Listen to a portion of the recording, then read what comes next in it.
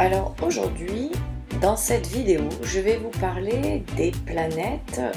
C'est une série de vidéos dans lesquelles je vais vous parler des 8 planètes et des 2 luminaires. C'est comme ça qu'on les appelle en astrologie. Il s'agit de la Lune et du Soleil.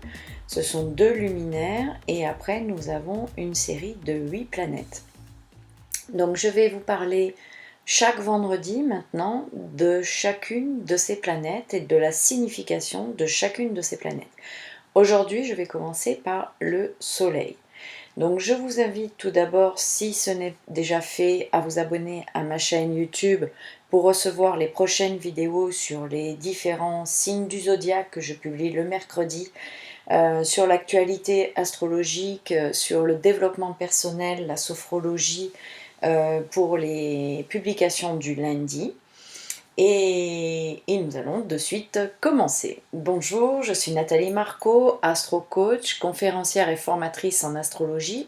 Vous pouvez me retrouver sur mon site internet www.nathaliemarco.com et sur ma chaîne YouTube Nathalie Marco.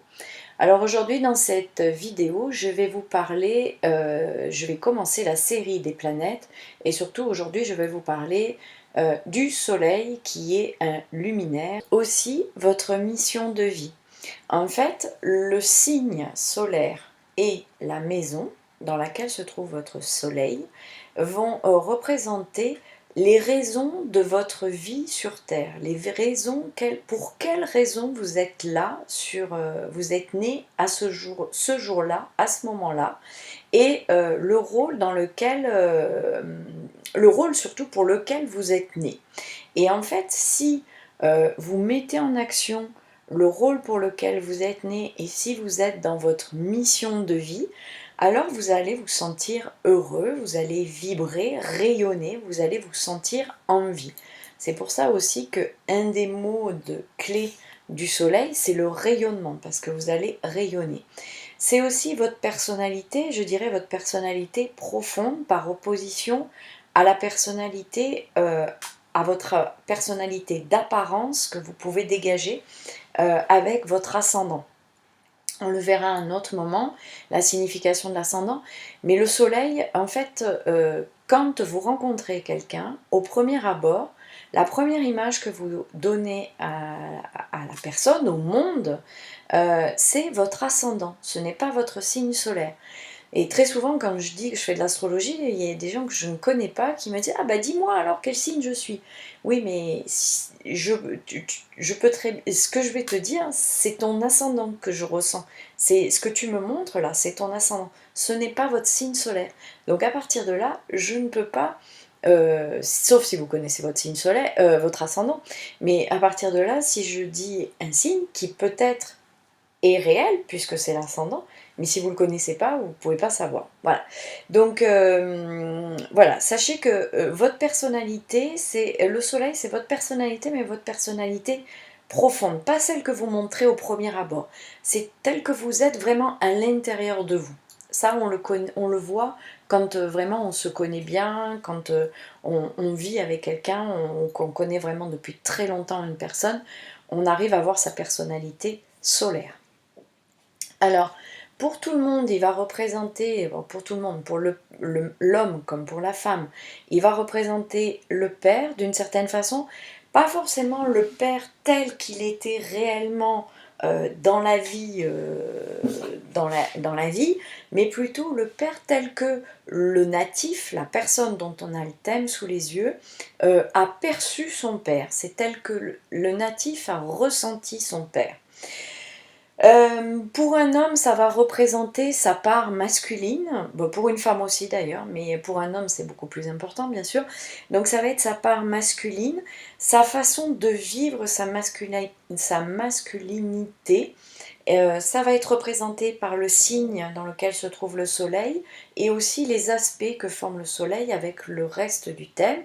Donc les aspects pour les nouveaux, c'est les degrés, les traits qu'il y a à l'intérieur d'un thème astral, le nombre de degrés qui sépare deux planètes ou deux points importants du thème.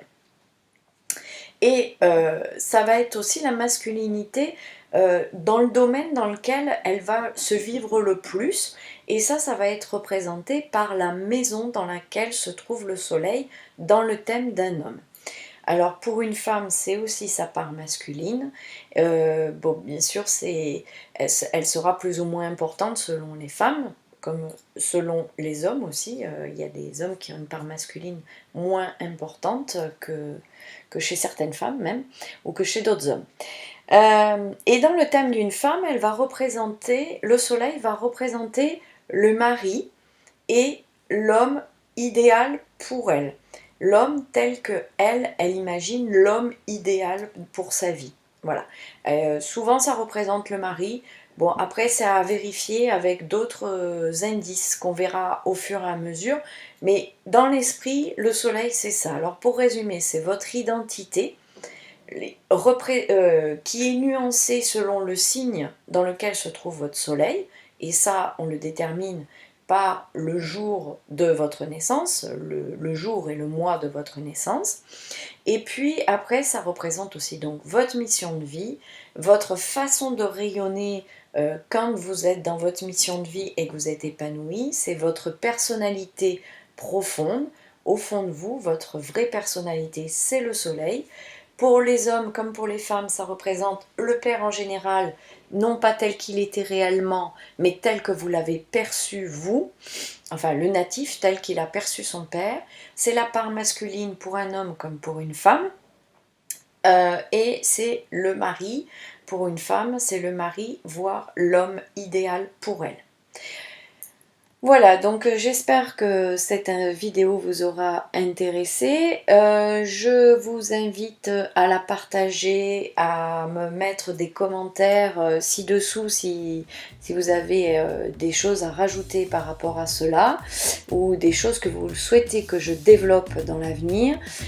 Si vous pensez qu'elle peut intéresser des personnes autour de vous, n'hésitez pas, partagez-la.